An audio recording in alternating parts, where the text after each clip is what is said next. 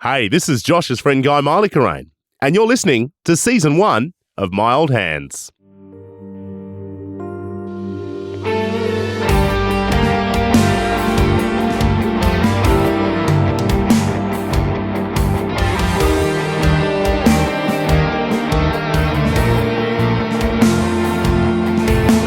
So I'm here with the host and creator of the Stacking Benjamins podcast, which we'll get onto in just a moment, and also the author of the new book Stacked, Joe Saul-Sehy. Welcome to My Old Hands.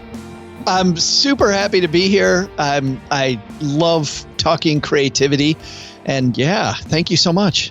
It's really exciting to have you on, and I'm just going to dive straight into this because you're the man for this question, and it will become more evident to people what Stacking Benjamins and Stacked is about.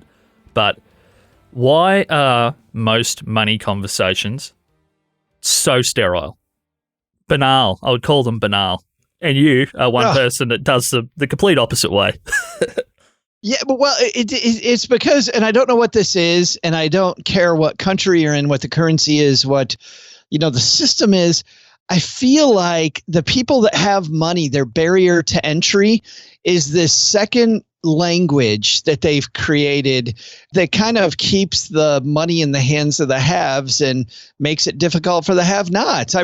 It's funny because at first, if I was listening to your show right now, and I would have just heard me say that when I started off with money, I would have said, okay, that person is the biggest fruitcake. They're the biggest moron and conspiracy theorist. But I was a financial planner for 16 years. I worked for American Express for those years. For 12 of them, I was a PR person for American Express. The last 12 years I've been in financial media.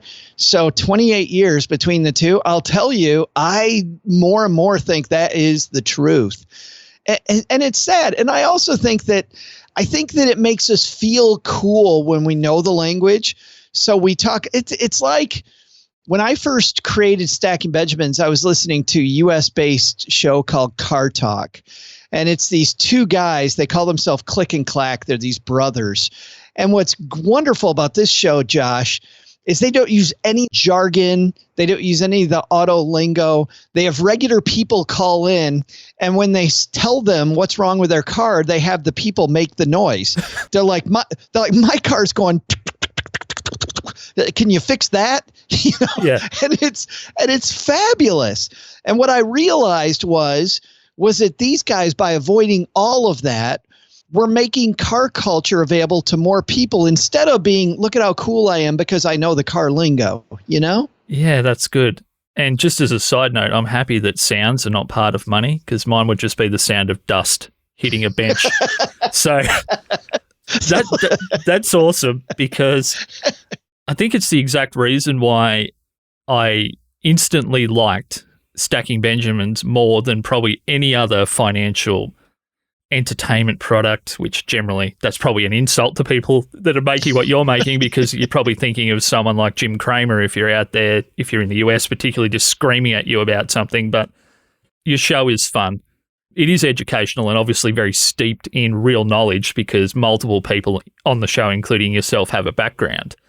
But when you were creating the show, did you have any fears or worries that if we go a humorous, entertaining angle at all, are we going to discredit ourselves in some way, given that the industry generally talks about this at one level and it's generally boring? I think this is the important thing for any creator. Look at the space and know who's out there. Generally people don't do that, partly because they say they're afraid that they'll copy the other person, right? That they'll steal their stuff. There's a wonderful author named Austin Kleon who I love. He's great. And Austin Kleon says, steal like an artist, and I love this. Pay homage to people, remix it. Don't plagiarize them. There's no fun in that. But it certainly is fun to tell people that the open of our shows, like The Tonight Show, the segments came from a board game podcast called The Dice Tower. The hidden track at the end of our show, we have 45 seconds of silence in this hidden track on every episode. That comes from an Xbox podcast. The idea of some of the storytelling we do comes from 99% Invisible.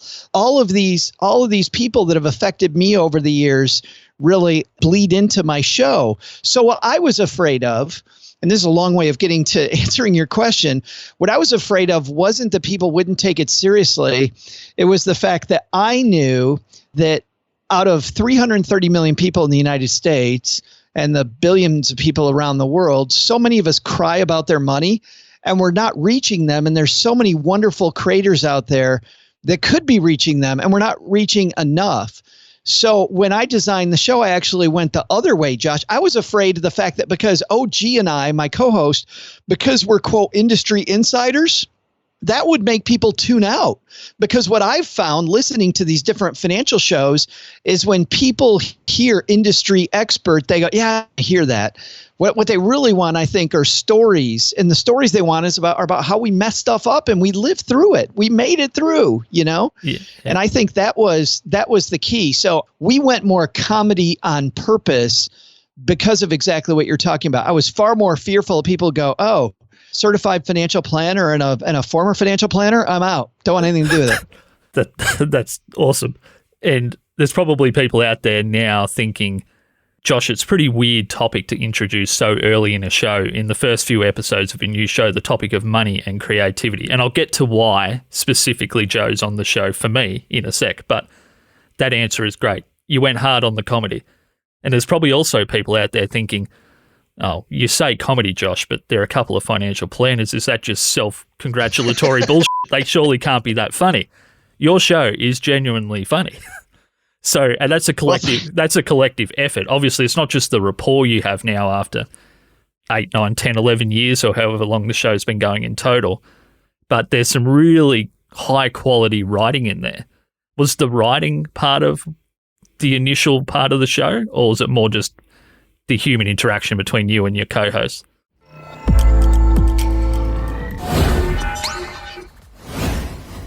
Hey legends, super quick. If you're wondering where you can find any of the things that are mentioned in today's episode, head on over to myoldhands.com and you'll find it all there. Okay, let's jump back into the conversation.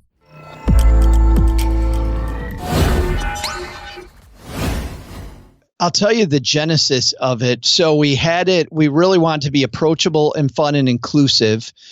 And that was the idea. But when we first started off with the show, it was still us talking like industry experts. And what we found was that the show was growing at a decent rate. It went from 0 to about 3,000 people during the first 2.5 years, which is a nice number of people. You know, most podcasts don't get that big. No, it's still a huge number even today with how much bigger the space is. Yeah. Yeah. So it was doing okay, but it still didn't feel like with the mass market feel the show had. It still felt like we were being held back. What I like doing is something that a lot of creators don't do. I like reading my reviews. I like going into the comments and reading those 1-star reviews. And don't get me wrong, as you know, Josh, as well as anybody, that's so difficult to do. But if you can take the stank, if you can take the negativity out of the review and you can kind of be objective about it, you can gain some great insights. And I'll give you an example. Well, there's two reviews in particular. One review that we still get today, the negative review that we get. We don't get a lot of negative reviews, but when we do, it's, I wish these guys would stop playing around. And I know from my time doing this that that's a money nerd that just wants us to be like every other serious show. And the answer is no, thank you. You can leave that review all day and I'm not going to do that. That is a core piece of our mission, is to bring in new people, and new people don't want what the money nerd wants. So you're not my audience, and it's okay that you don't like us messing around. But the one that really got me early on was this. These guys aren't as funny as they think they are. That was the review. And you know what? At first I was like, screw you, we're funny. And then I thought, I'd been a financial planner for 16 years. My co-host, working CFP, knows what he's talking about. When I see somebody else that has a brand new finance podcast and they just began, I'm like, oh, how cute. You know absolutely nothing about the industry. You have no depth of knowledge, and you're starting. And don't get me wrong, I think that can be a fine show. Like, I love shows where people are discovering money, and we'll have those people on. But somebody's presenting themselves as an expert and they've been around for 4 years is BS. It's baloney. Yeah. And yet we were presenting ourselves as comedy. And we'd never once studied comedy. We'd never once done any comedy courses. We'd never done any comedy. Like how there are people out there busting their butt on the comedy circuit every day, and we're calling ourselves a show that has a lot of comedy, and we've never once studied it. And that was a great review. So what they wanted us to do by leaving at that review is they want us to stop screwing around. And instead we did the opposite. We began taking those comedy courses, and now we always have a slate of comedy that we're studying all the time. I just got done right now because of COVID. I've been on a masterclass kick, the online masterclass courses. Yeah. And so, Steve Martin was a great one that we just finished. We just finished Judd Apatow, who's been behind so many comedic movies, and talking about setups and good comedy and what to look at for comedy. We're getting ready to do another live course again, but the comedy thing was something we had to get our head around. And once we started doing that, we actually found that people liked the show more. And the show grew even quicker. So we made the show more accessible. We stopped talking in big language as much as possible. We made the show snappier and funnier, and we really honed the humor. A year ago, though, the show got even funnier, and it was because now that the show's grown to about 35,000 people an episode listen. Wow. We can afford to hire this woman who's a wonderful writer who writes for us. Her name's Paulette Perhatch, and she's written stuff for the New York Times, for Vox, for a bunch of big publications. I don't know why the hell she decided, Josh, to work with us. I will tell you this. I got very lucky because she does not get paid by us what she gets paid by other places. And this I guess, is a good make yourself really easy to work with and fun to work with. Because when I asked Paulette, I said, I know the answer is probably no, but I would love to work with you. And she wrote back and said, I'd love to work with you too. And I think this would be a lot of fun. And now we're trying to pay her more and more to keep her here. We've kept her for a year. I have no idea how, but man, the second I can give her more money, I want to do it because Paulette's writing makes us even seem funnier. She is so crisp, and sometimes the double entendre dirty humor she has that just goes over kids' heads, is phenomenal. Yeah, it's high level, clean writing. And that's a very hard thing to do. Like, I started off doing clean stand-up and realised, well, Australian people, the audiences I'm doing live comedy to, they tend to like it a bit bluer anyway. So that the blue stuff works in the live environment. And writing any clean joke is very, very hard. And so hard. So if someone was to go and listen to Stacking Benjamins, say, straight after listening to this, where would they hear Paulette's writing maybe through the episode? Yeah, specifically every episode, you'll hear anything that we have a character on our show to make the show even more approachable called My Mom's Neighbor Doug. Yeah. And My Mom's Neighbor Doug, nearly everything that comes out of his mouth is written by Paulette Perhatch. Wow. Yeah, and they're some of the funniest bits. So, yeah. So we just had one that our audiences haven't heard. By the time this comes out, people will have heard it. But we have one where Doug has been on a spending binge, and my mom outfitted him with a shock collar, and he agreed, of course. I mean, it was very consensual.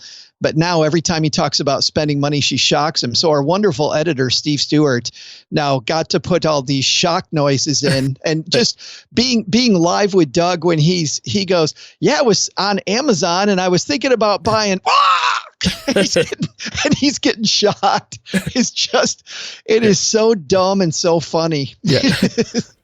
You bring up something interesting, not to go too inside baseball, but Steve, I'm not sure how I heard about him, and I've never heard his show back when he was making a show, but he's always been an incredible advocate for your show. I mean, I'm assuming even before he started producing for it, he's been talking about it for 10 years as far as I know. It's important maybe to have those people in your world that go out and tell people about what you do. I feel so honored that we get to work with Steve. He's a wonderful human being. And to your point, yeah, every year on Dave Jackson's School of Podcasting, they ask, what's your favorite show? And he always says, my show. But you know what, though, Josh, it's every bit as much his show. He'll call it my show. And certainly I created it and set the mood. But the longer this thing goes on, the more it's Paulette and Doug and OG and Steve and the rest of our team. That's it. So Joe, is it okay if we have a slight change of direction? And Yeah, let's do I'm it. going to try not to die over here since I haven't talked much this morning. That's good. But that would be huge. That would be huge ratings if you died on air. It would be. Yeah, it'd be one of those classic. It takes off after your demise. Did you hear that podcast where the dude died mid-question? Yeah, and his dying didn't sound any different to his accent. So, so I wanted to ask a question, and this is hopefully not a convoluted, esoteric question, but with your history in financial planning and dealing with all kinds of different people, and through the show itself, I'm sure you hear from a lot of artists and creatives at different times. I found looking back, and I'm not psychoanalyzing myself, and Joe, I don't want you to psychoanalyze me, but I look around, particularly at my music accumulation of gear and amplifiers and guitars. I mean, I was a very good guitar player when I was at my best, but I was only an amateur when it came to career. I was a good amateur guitar player. I never got really paid to do it, never went on a tour, but I couldn't, even if I wanted to, because I'd saddled myself with all of this debt to accumulate these objects, artifacts is what they are now, of higher quality and expense than I would ever need at the time. And when I look at myself, I'm like, Josh, did you need all that stuff because you loved it, or were you putting another block in your own way that you couldn't pursue that career even if you wanted to? Because I couldn't move overseas because I had all this debt from buying a guitar or an amp. And I couldn't go study audio engineering in Melbourne, one of our biggest cities, because I couldn't afford that and to pay off all of this stuff that I'd bought. I don't know if there's anything really in there, but it's something I've been thinking about a lot, is that I look at these things, I'm like, oh, that stopped me from doing this. I wanted to be a musician, but I couldn't have went on tour even if a band asked me to, because I would have had to have admitted that I'm too in debt to go on tour with you. No, that's so many people. I mean, and it's getting worse all the time as wages around the globe have stagnated, right? I mean, we're getting more and more productivity out of workers and wages are not going up, and we need to be advocating for ourselves more. And I love the idea that in mass people have had enough. And, you know, here in the US, we've had what we call the Great Resignation. I think that's been around the world, where people are like, nope, no, I'm quitting this job and I'm finding a better one. But I think that you bring up a good point. When we go into work for somebody else, we look at things very objectively, right? We go into work and we're like, oh, the boss wants XYZ, so I'm going to deliver XYZ. But when we work on our own personal financial stuff, we get all emotional about it. So many emotions come into play. And so when I was a financial planner, what I really liked was pulling back, you know, and zooming out so that we're at the 10,000 foot level and really look at Josh's financial picture as if you are a business. You're not a person, you're a business. And if I were an investor, what would you need to change for me to invest in your business? And I'll tell you what number one is. Number one is preserving your cash flow. Having enough cash flow coming in, free cash flow that you can use however you want, that you have the ability to do those things that you want. Because like I was a money disaster in the 1990s. I was horrible with money. And the one thing that I remember thinking was, I knew that the key to success was being able to think long term. Josh, I couldn't think long term because I needed to figure out how to eat the next day because my cash flow was so bad that I just needed to pay the bills. And so I had to take on these stupid jobs and do stupid things that were not as smart as what I could be doing because of the fact that I need something paid right now so that I could actually live tomorrow. So your first job is to get out of that mode, to stop living paycheck to paycheck. And certainly that means a few things. It means hiding money from yourself. It means putting money into an emergency fund. And it means cleaning up the debt so that you have this free cash flow available that buys that flexibility. Those are all great. And that's something that took me, even though I had a finance degree, I didn't learn anything about how to take care of my own finance. That's so funny. I'm a creative writing major who became a financial planner. Well, that paid off now, so many years later. So there's probably a little bit of terminology in there that people might have heard before, Joe, and there may be some that they haven't said quite that way at a human level, a non-technical level. So for someone that's out there thinking, oh, that sounds cool, I kind of get what he means, some of that stuff, can we just go through those three things and maybe put them in the mind of let's envisage someone like a younger version of myself that was trapped under mountains of I've got 10 guitars and I only need one. That got financed mostly with debt at different times, and I want to go study audio engineering. How can we wrap those three things up with that person in mind?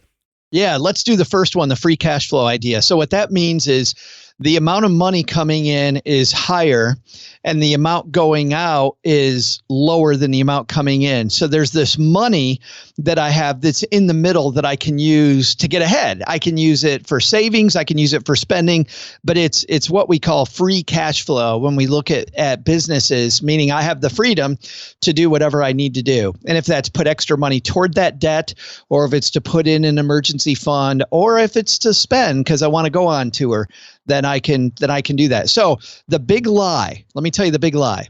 The big lie that I lived was that I can earn my way out of really bad money habits. In other words, if I just earn more money, it will solve my problem. This is a huge lie. I'll tell you, when I was in financial trouble, I was making about $85,000 a year. I was making a respectable amount of money. I was spending $100,000. But you know what, Josh? It didn't matter. If I had made $100,000, I would have spent $120. If I made $120, I would have spent $140. And there always would have been this thing because I was just crap with money. I was horrible. So no matter how much money I earned, my bad money habits were going to kill me. So which means that we have to put these systems in place to watch our money. And by the way, there's 3 places we can look for cuts that are better than any others. Like everybody starts off with, I'll clip some coupons. Maybe I'll turn the lights off after I leave a room. Like these little saving $5, $2, $3. Okay. Those aren't going to do anything. I'll tell you what moves the needle. Number 1, where you live or who you live with. Do you have room for roommates, or are you in an expensive place to live? Is there a way to make that less expensive? Number 2 is your transportation costs. If you can drive an automobile that costs you less money, or forego the automobile at all, then that will save you a huge amount of money. Third is the grocery store. The amount of money that you spend on food is going to be your third biggest expense. And I'll tell you, I'll give you an example. I have a family member. There was an unfortunate circumstance I won't get into, but I got to look at their personal financial picture. One of them, she had a car lease that was $1,100 a month, $1,100 a month. Wow. The person she's married to has a car that's $1,300 a month. They're always struggling with money. Let me tell you, my spouse and I do not struggle with money. I drive the biggest dump car. I think it's 12 years old. I bought it for $5,000. It drives good enough. And then we have one car that we paid cash for as much as we possibly could. And then we financed a little bit of it only because the financing cost was so, frankly, at the time we even had the money to cover that. But if I hadn't, I still would have made sure that I had enough money to put down that our loan payment's like $350. Yeah. So I've got $350 of outflow a month. These other family members of mine, $1,400 of outflow a month just on their vehicles. Cut that cost, and holy man, if they had $350 a month they had going out on vehicles, Josh, it would solve a lot of their money problems that they complain to me about all the time. Yeah. And when I think about our little imaginary young Josh thinking I might go study audio engineering, this is me in my mid-late 20s even. I was still struggling with money to a certain degree. I would probably just write myself a list. Okay, you walked into the guitar shop and you thought, I'm going to buy that thing I've never thought about once and never considered whether I need it. I'm going to write down how many actual purposes could this thing potentially have? And maybe there's a minimum threshold that you need to use it X number of times and it's this helpful at a gig, or it's worth this much money to resell it if you don't need it. And if it doesn't pass that minimum criteria, then you just hold off and don't buy it at the time. But I don't want to put, if your main goal in life is to have this amazing guitar, I think you don't even play any of that game. You play the game around everything else that's not as important, because the bad thing is people spend a lot of money on stuff that truly isn't important to them because they don't think about what they value. Right. So if you truly do value having this phenomenal guitar, that's fine. But then why are you buying, I'm just trying to think of something, a vacuum for your home. Why are you buying the most expensive vacuum when you truly don't care, or buying something else that you really don't care about? I see people buy all this name brand stuff or stuff they don't care about, and then they wonder why they don't have any money. But I see other people that buy very quality, great stuff in the areas they care about, and then they cut everything else mercilessly because they don't care. So I think it all starts off with not what do I cut, because that means living less life, and I'm not the big fan of that. Yeah. I'm a fan of how do I get what I love today and make sure I also have money for tomorrow. That's a lot more fun. Yeah, that's a good point. And I agree, actually, now you've put it like that. I probably was thinking about that slightly wrong, but I'm talking about the peripheral purchases. Agreed. That aren't core. There's just one little thing in my head that, if one day if I join a country band, which I don't even like the genre, I'm probably gonna need a single coil Strat again, even though I've owned 3 and sold them all because I never played them. I definitely need that one. Gotta have it. Gotta have it. Yeah. So, well, and I'll tell you the other cool thing to do there, if you know that that's your impetus, what I love doing is I love surrounding myself in the data. And when you find out how the dopamine hit works, right? You find out what a lie the dopamine hit is going to be from buying that. It actually helps me not buy it, because I've had the same thing, doing what you and I do. I feel very lucky that I get to then talk to these financial experts. I'm like, you know what? I'm really considering this really dumb purchase, but man, I want it.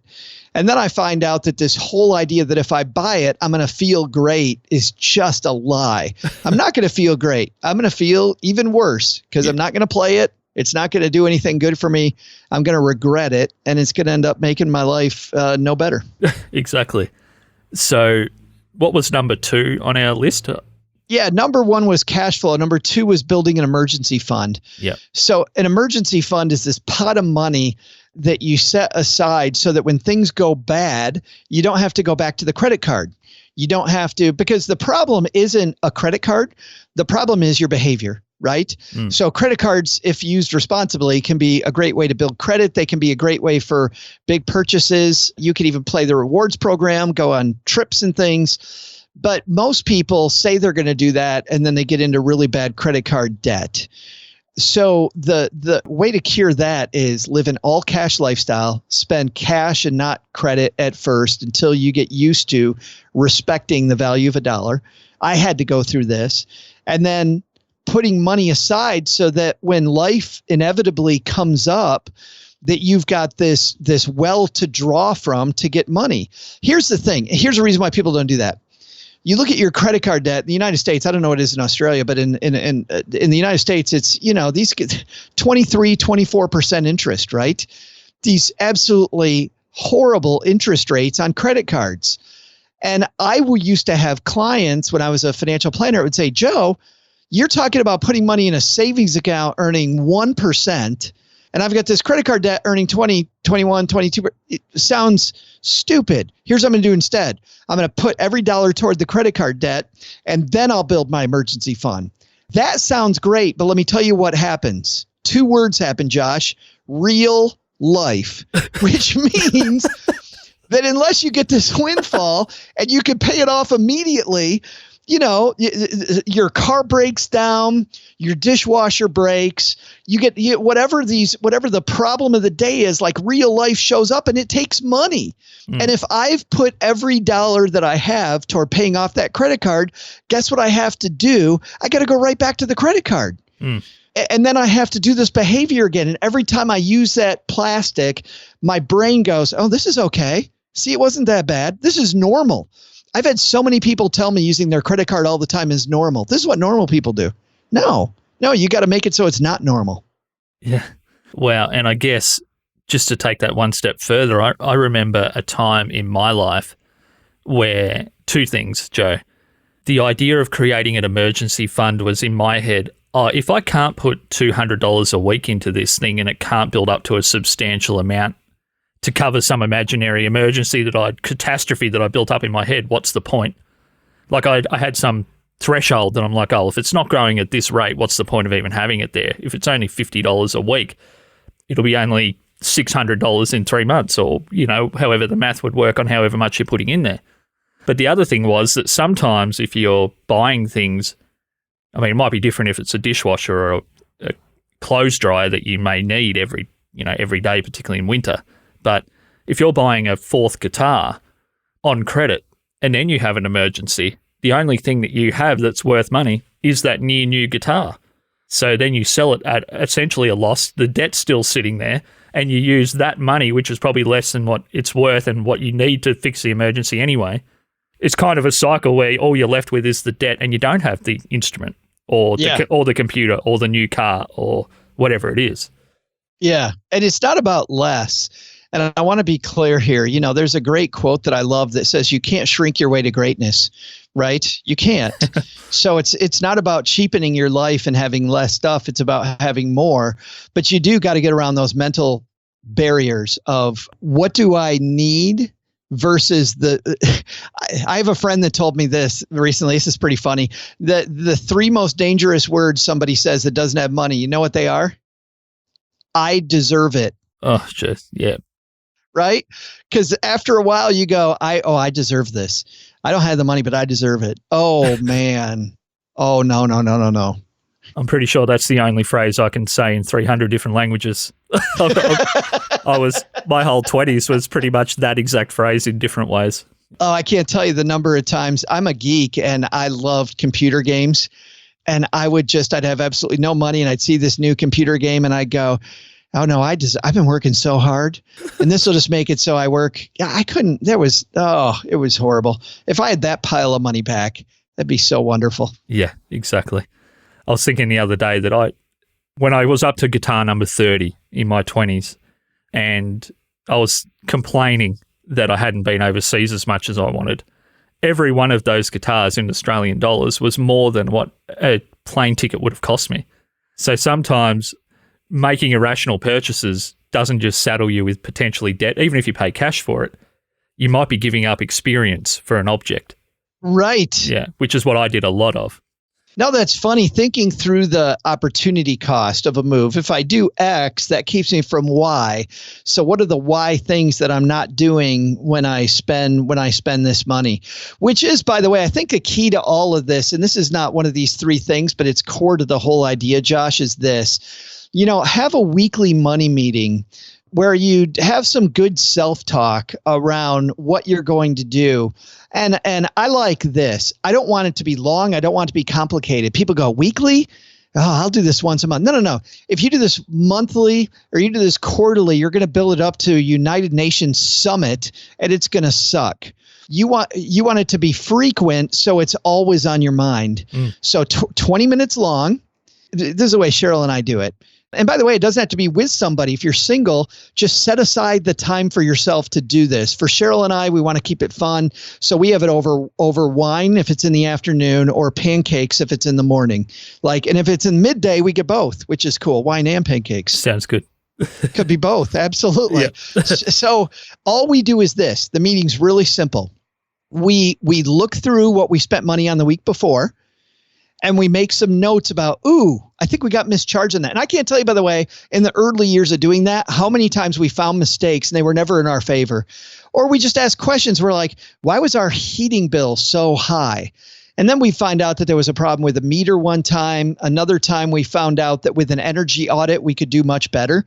But when we started asking we asked that question about our telephone bill, about our internet stuff. We had DirecTV for a while and canceled that because we realized we could go less expensive there. But it's this idea of looking at what we spent money. And then we would go through and we just think about what we're going to spend money on the next week. And it was okay. If it was, I love board games now. If it's a new board game, I'm going to go spend $60 on. Great. Fantastic. I'm going to do that. But I know ahead of time, I have a little plan with my money. And everybody geeks out about, what app do I use? What spreadsheet do I use? What program do I use? Those are all great. And I geek out about all those too. But more important than that is this self-talk communication once a week where I take 20 minutes and just look at what I did last week, look at what I'm going to do next week. And that's it. That's it. And for anyone out there that's thinking, and I started doing something similar, I look at my very basic spreadsheet because I could go full finance nerd and have breakdowns on everything, but I just have a simple picture of how I'm traveling. And the small view in one single 20-minute lot or 10-minute lot or however much you can commit to start with, it's just a picture. But over time, it maps your behavior. You can see that you're trending in it, for me, for the first time in a positive direction, which gives me more energy to keep doing it because I can see over time how those numbers are growing. And the other thing is you mentioned earlier is put some stuff just on automatic, almost like you don't know what's happening. Like I looked in my Vanguard account the other day, which I used to buy Vanguard ETFs, not to get too nerdy about it, but I didn't realize I had so much actual cash sitting there ready to buy some more ETFs. I thought I was several $100s below that because it's just been ticking away until I was ready to buy some more. And I was like, oh, that's kind of pleasant. I wouldn't have known that if I wasn't putting my numbers in my little sheet there. That's pretty sweet. I love the unintended consequences that happen because of this little 20-minute thing that happens with frequency. Frequency, I think, is the key. The other thing that happens is this. You need to have these bigger conversations. And money nerds in the audience already know, Josh. They're like, ooh, we could talk for 3 hours about financial independence and how we do this and our strategies around our yuck, gross. And the reason it's yuck is that if you're trying to do this with anybody, you freak them out. You freak them out. They don't want anything to do with it. And next thing you know, you're wondering why nobody wants to talk to you about money. Or you get so in the weeds that you realize that you need to walk before you can run. But I'll tell you what happens. If you have this 20-minute meeting every week, those bigger conversations that, yes, you need to have, those end up happening organically. Like I found that Cheryl and I keep that 20 minutes very simple, and then we're off on a hike during the weekend or we're driving somewhere and we'll just bring up, hey, you know what? There's this big picture topic and it's organic and then it's fun and it's not me shoving it down my non-finance nerd spouse's throat, to talk about it. That's awesome. So before we just talk quickly about the book, Joe, did we want to just cap off number 3 on our little list there, if we haven't done so yet? Yep. Yeah, number 3 is the one that you alluded to earlier. It is not discipline, it's automation. Automation is the key to success. If you trust yourself to be disciplined, you're going to continue to do the I deserve it routine. You're going to continue to rob yourself. You don't want to do that. So if you work for somebody else, use direct deposit to have that money go to the correct accounts. If you don't work for somebody else, set up a system by which money automatically goes from your wrong account, generally whatever your spending account is, into these savings areas. But don't trust yourself to do it. If you trust yourself to save this money, 2 things happen. Either number 1 is the money sits there too long and your brain finds a different reason for it, like a new guitar. Yeah. Or number 2, when you get ready to move the money, you go, wow, I was going to move $100, but you know what? What if something comes up? I'll move 50. Maybe I'll move 35 for now. And I'll leave it there for a few days. And then, then I'll move more later. Later never comes. You end up robbing yourself. If you set up automatic and you're like every week or every month, $100 is going to move from this account to this account, your brain goes, oh, I got to make sure the $100 is there because the thing's going to happen. Like, you respect the machine. I don't know what it is about our head, but we respect the machine we build. So build a machine that will automate things for you because you don't want to think about money. You want to think about what you love to do. And if money's automatically building wealth for you and security, like how great is that? If you know that I can be having this conversation with you and I'm not, sitting looking at my financial app all day. That's exactly right. And just to cap that one off, I guess for me, I had to frame it in terms of I have never missed a rent payment. I've never been late paying my landlord. And that's an obligation that I have to a different person. Why would I not have that same obligation to myself? No. It's always been X number, and I've always had the rent money there. It's not even calculated into my financial picture. It's just that has to go before anything else. And then the very next thing now, which I treat exactly the same, is that money's going automatically to me because that's my obligation. Fabulous. Yeah. It's like a bill. It's a debt. It is, yourself. but you wouldn't, unless you're in really hard circumstances. I'm not saying that there aren't times in your life where even the rent check is a massive lift for a lot of people, and you're like, oh, I won't say what I was going to say, but how the F am I going to get that money together? Like, I'm not, there's obviously people in bad circumstances at different times, but on a standard fortnight or monthly basis, that money's always there, and I just commit that has to be, nothing touches that. So I've just moved a little bit of my own money into that same picture, and that gets shuffled away. And that's how you have moments where you realize, oh, I've got a few $100s more in my little account thing there from the last couple of months than I realized. Because it was such a small amount, going back to what I was saying before, that past Josh would have been like, oh, that's not worth it. $50 or $100 a week or a fortnight can't become anything real. But when it becomes a couple of $1,000s over 12 months, then it really feels real. And you're like, oh, this actually works. Well, no. Well, yeah, think about this. So there's this thing that my cousin does that is super effective. I've been bragging about it for nearly a year, and I've done nothing about it, by the way. So I'm guilty of this one. You're a typical creative. Oh yeah. So I've done a lot of good stuff, but this is one I need to do that I have not done, which is, it's funny. I talked about cutting out DirecTV, cutting out our cable, but our satellite system. But now, what do I have? Now I have the Hulu experience. I have Disney Plus. I have Apple TV. I have Netflix, and I have Amazon, right? I somehow have held back from HBO and Showtime. I have no idea how I had the discipline to not have those. But so now I have these 5 streaming services. My cousin, his name's Randy. Randy writes me about once a quarter, and he says, hey, in his text, what are you watching on Netflix that you really like? And I text him. And then about a quarter later, he's like, hey, what are you watching on Disney Plus that you really like? And what he told me that he does is he will only sign up for one. You only have one set of eyes. So he will sign up for one service. He will go to all of his friends that he respects what they watch. He'll get this list of all the best things on Netflix that he wants to watch. He watches all of those. Then he cancels it. He signs up for Disney Plus, usually finding one of those 3 months free or a month free deals. And then he binges all the Disney Plus stuff. It's brilliant. Why have 5 of these when you could only, watch one thing at a time? And you'll ultimately, he gets the same stuff I get to. Man, it's great. But think about, so between those services, I was thinking about this. He probably saves, to your point, $70 a month, Yep. So if we take 60 times 12, that's $720 he saves a year. To your point as well, doesn't sound like a ton of money, Josh, but think about this. $700 a year times a decade, that's $7,000 in the United States. That is 2 pretty kick-ass vacations that I'm adding to my vacation schedule, to my holidays, that I didn't have before. If I can add an extra 2 holidays to my usual vacation schedule that I didn't have before every 10 years, just because I did the thing with Netflix. Yeah, it's cool. It's incredible. It adds up to these life experiences that we didn't have. That's amazing. And I did something similar, although on a smaller scale recently. I thought, okay, I really am getting sick of how many ads are in YouTube now.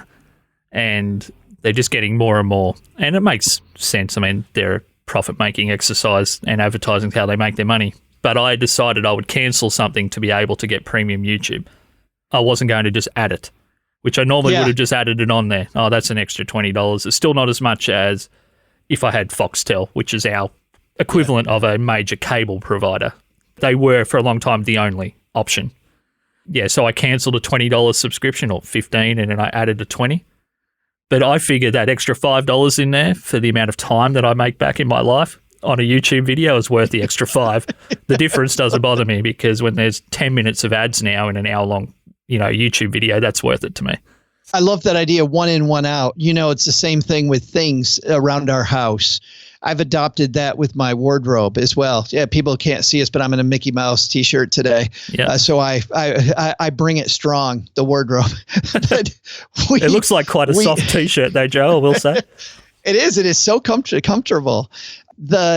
Whenever I bring in a new T-shirt or I bring in a new, a pair of pants, whatever it is, one goes out. Because I find that stuff just accumulates around my house, and stuff equals psychic energy. And if I can keep my brain on this even keel where I can focus on creativity, it's hard to focus on creativity when I have clutter all over the place. Righto. So you touched on something there that I wanted to finish up with, but can we just quickly talk about the book, and then I'll throw my last question at you, which actually came to me in a direct message. So, deal. Let's do it. Righto. So, 2 questions, or two-parter. I'm asking this as though someone that's had no contact with it, a listener, for example. Does the book have the same humorous thread? Given the subtitle of the book maybe makes it sound like it's a very serious book on some level. And why did you feel that having another finance book out there was important and that it came from you? What I found is, being in this space for 11 years, and we're closing in on episode 1300 of Stacking Benjamins, that the one book I didn't see enough of was a book that ran the gamut of beginning to end financial planning, but did it with humor. And as somebody that believes that there's so many great creators out there, but we don't have enough inroads to this wonderful world of ours, that I wanted to create a book that was an inroad. So every chapter of the book actually ends with an interview from the podcast. We do a transcript of an interview. People listen to the audiobook, they'll actually hear an interview from the podcast, somebody that's an expert in whatever area we're talking about. But the book does have the same humor. I'm laughing because I wrote a book before this. It took like 10 years. I handed it to my alpha readers, the people I trust, and they're like, this sucks. It was horrible. Just because of the show that we're on right now, how did that feel? It actually, what's funny? Or did you have a sense that maybe it did already? Because it had taken so long to write, I didn't know. I honestly did not know because it had taken so long. So I knew that it was a smart book, but I also realized the second that the first people started telling me, they're like, this sounds very authoritative. It doesn't sound like you. Like, it sounds like Joe is this voice on high. You talked earlier on about Jim Cramer kind of yelling at you, Didactic. It kind of, it felt like that. And it didn't have the same inclusiveness that our show really tries to represent. So I realized that the tone was way off. And this is interesting. I really like, when we talked about remixing earlier, I really like taking ideas from outside the world of finance and applying them. Mm. And I think that I find my best ideas outside of finance, and I go, I wonder if we could do that in the financial arena. Like, could we do that? And so I was wandering through a bookstore and I saw this book that was big in the States. I wonder if it was big in Australia. Did you guys have the Hardy Boys books? We've heard of them. But yes. I haven't personally read them, but we're aware of them. Yeah. So these are books for kids. There's Hardy Boys and Nancy Drew. But not only did they have all of these mysteries, the Hardy Boys had a book called The Hardy Boys Detective Manual, which was how to be a detective. Mm-hmm. And what was awesome was that I remember I was in 4th grade. My brother Tony was in 2nd, and I open it up to the inside cover and I see this thing that says, this book is written with the help of a real live FBI agent. And I went, Tony, this is legit. Yeah. Like, if we read this book, we're going to be detectives. Yeah, this is awesome. Amazing. So I start going through the book, and every time my mom like touches a doorknob, we're over there with the tape, like getting mom's fingerprints off the door, powdering the knob. Dad, My dad goes to work, and I'm looking at the tire tracks, analyzing them because it says in the book. Yeah. And I thought, wow, if there was a campy book that adults carried around as lovingly about money as I carried that around in 4th grade, that's what I'm looking for. So I had this kind of high concept, but I didn't have a flow of the book. I didn't have it organized. And then, scouting is really big in the United States, Boy Scouts and Girl Scouts, and not as big now as it used to be, sadly. In fact, a lot of the, local community stuff because of because of social media really is being decimated, which I find sad. But I found in the attic my old Cub Scout Wolf Guide. It's this badge that people get in Scouts. And it's interesting because, in finance, if you want to make something fun, you gamify it. You turn it into this big game. And when it's a game, the temperature goes down and you realize that if you, quote, lose, you just learn something. It's okay. It's fine. Yeah. I tried it. It didn't work, which I think we need to do that more with our money. We get too much pressure. We feel too much. So I realized looking at this, that the Scouts back in the early 70s when I was growing up, that they were amazing at gamification. Like they're not chapters, they're achievements. And you get a badge for every achievement. And the easy achievements are at the beginning so that you build confidence, and the tough achievements are at the end. And every achievement starts off with tools you're going to need. And then it goes into succinctly telling you how to do whatever you need to do. Then at the end of the achievement, there's a bunch of check boxes, because it isn't about what you know, it's about what you actually do. Yeah. So you check the boxes once you do things, and then there's a place for your mom to sign it and you get a badge, right? And so we do the same thing with Stacked. I'm going to show you because Josh and I are looking. There's the badge you get for this chapter, and you'll see the check boxes. There's a little credit badge there, guys, on the last page of the chapter, I'm assuming. Or, Yes. Yeah, that's cool. Yeah, you get your credit badge from chapter 5. And by the way, at the end of the book, if you do them all, there's a certificate that's signed by my mom that says she's very proud of you, and you can hang it on your refrigerator and brag to all your friends about it. Very good. And that clearly plays back into the vibe of the podcast. It's like a symbiotic circle. It's very lovely. And it is why we call it your super serious guide to modern money management, because our editor, and the book's through Penguin Random House, the world's biggest publisher. Our editor's the same editor as James Clear from Atomic Habits, which I'm very honored to have the same editor. But she said she wanted to say your funny guide to modern money management. And Emily, my co-author, and I agreed that if something is going to, and this is, by the way, studying comedy. If something's well, you know this from stand-up, dude. If something's funny, you don't call it out. You don't say this is funny. No. I mean, I've only been doing it a few years, so I'm by no means. I'm only just one step beyond a beginner. But if you say, "Oh, this is a funny story," or something funny happened today, you're really setting a high bar for yourself, because people are like, "Okay, bring it on," because it's probably not. I will be the judge of that. Yeah, exactly. So I said, no. We don't need it to say funny. We need it to say super serious. Yeah. Which is us saying this might be not what you think it is. And if you haven't seen the cover, guys, it's a bright yellow book. It's got kind of cartoonish like scripting on the front, but super serious is in italics, and the rest of the subhead is not. So, I mean, it's genius, really. So just on that, before we get to our last listener inbox question, why is, and you've probably explained a little bit because of the interactive elements of the paperback, why is there no audiobook yet that's available? Because I've been trying to buy that for a month. It might not be an Audible in Australia potentially.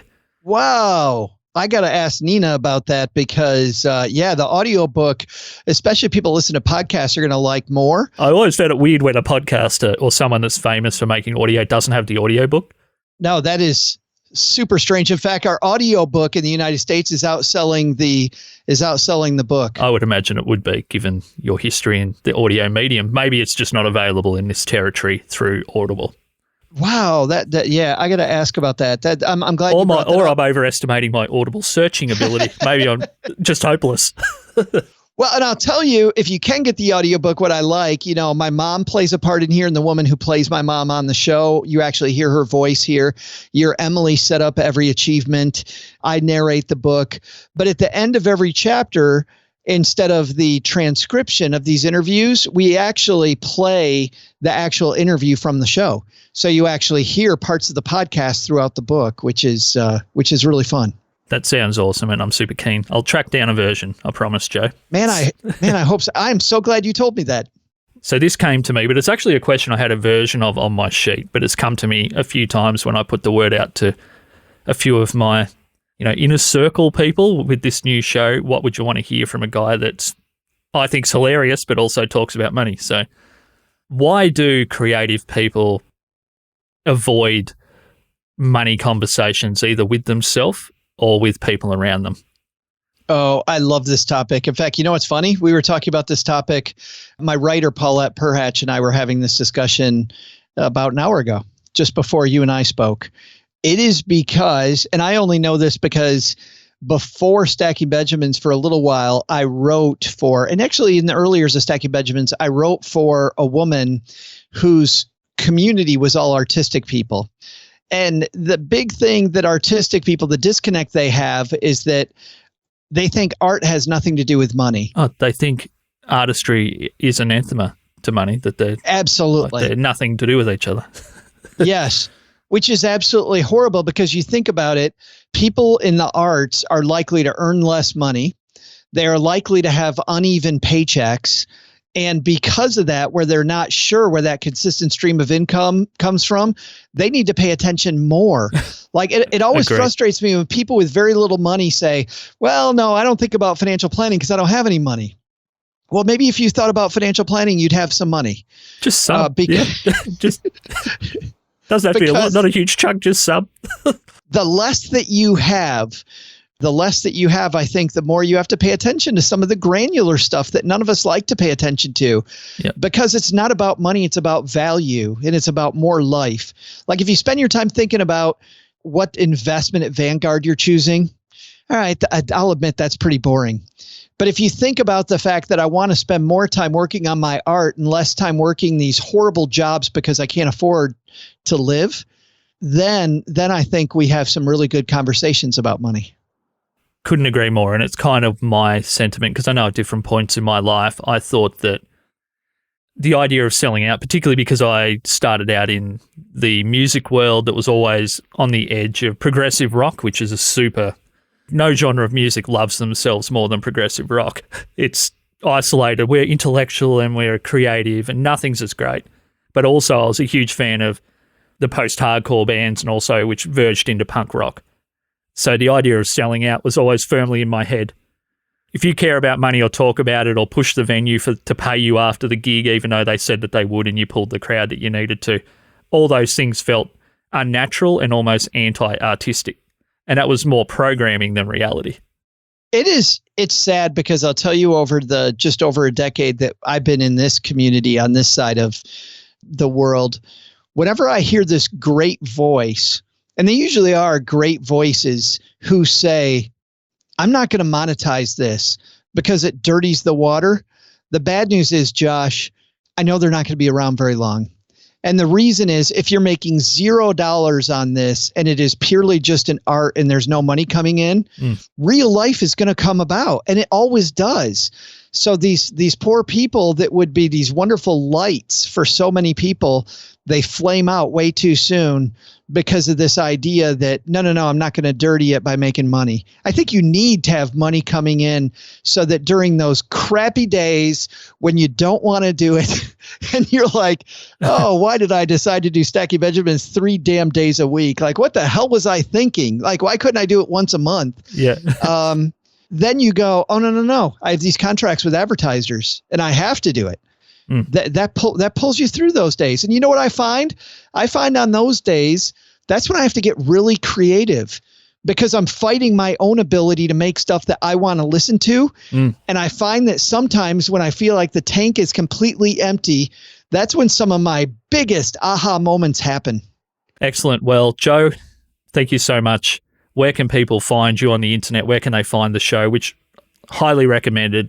It's hilarious. So the writing is so good and you guys have such a great rapport. And I don't think I mentioned that you are someone that I would say, and I pride myself on the same ability but on a much smaller scale, of being a great interviewer and co-host, but also an amazing guest.